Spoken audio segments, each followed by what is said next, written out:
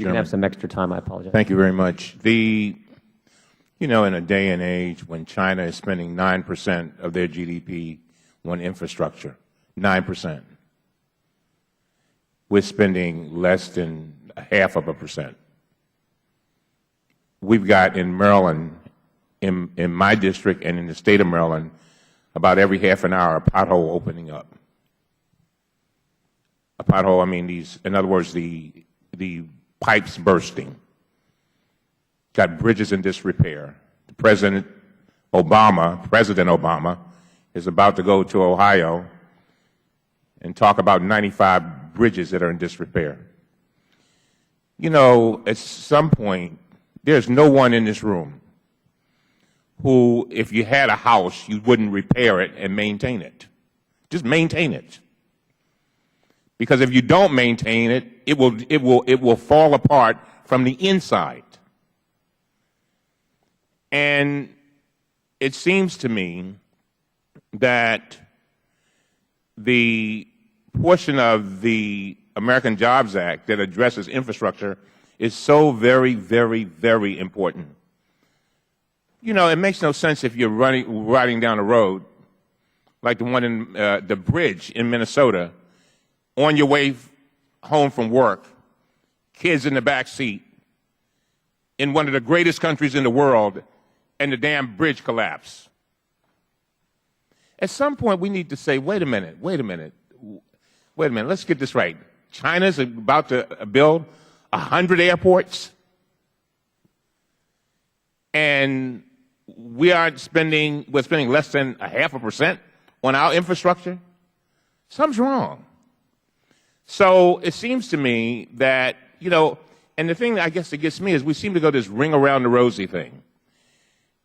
Folks say, don't tax the rich in a recession, but yet and still the very people that work for this committee will probably end up taking a 10% pay cut.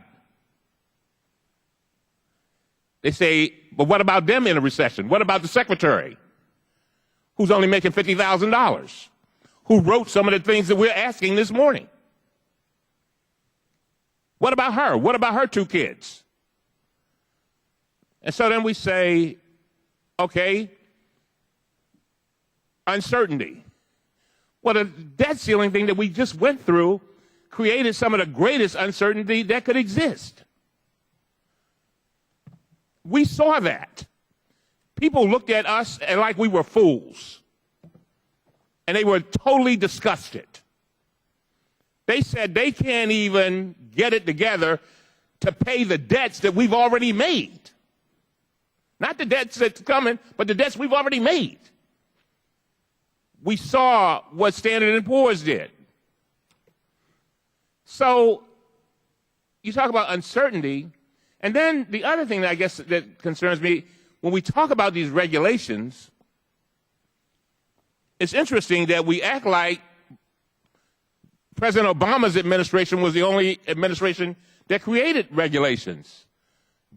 He's only been in office 2.5 years. Most of these regulations were created over the years. And so now we say, let's take away the regulations. Let me tell you what worries me. And I used to be an employer of a small firm, law firm. One of the things that worries me is that we give the tax cuts to business who are not hiring.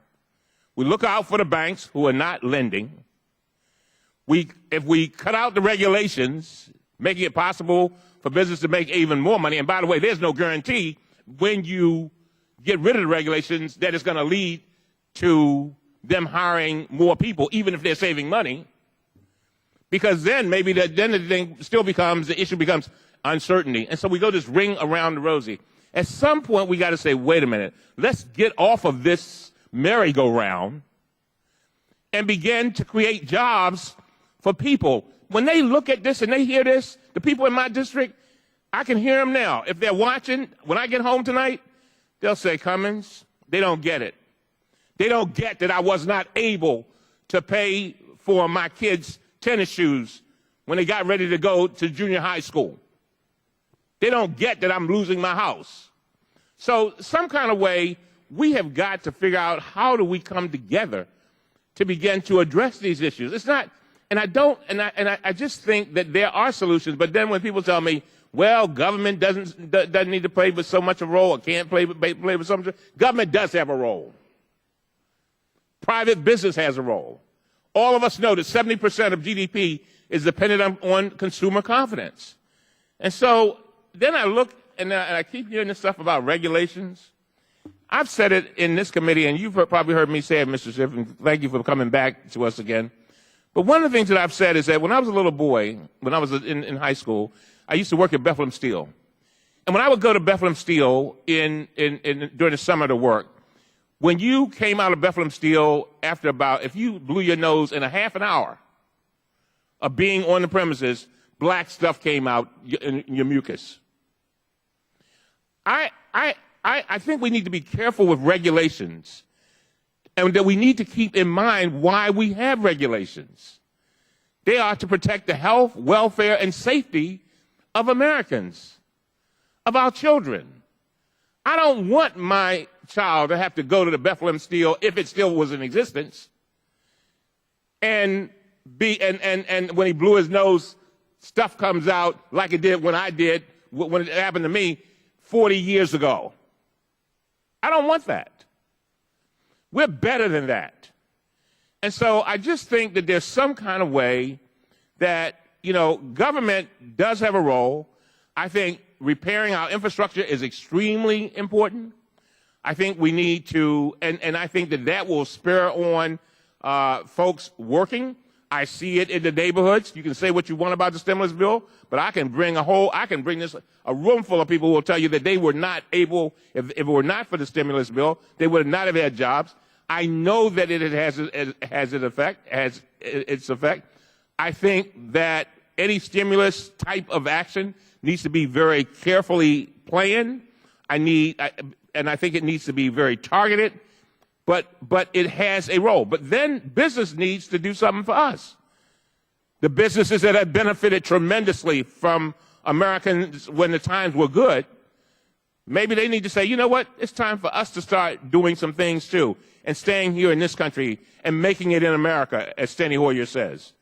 And so, Dr. Boucher, would you give a comment on what I just said? I've only got 20-some seconds, 15.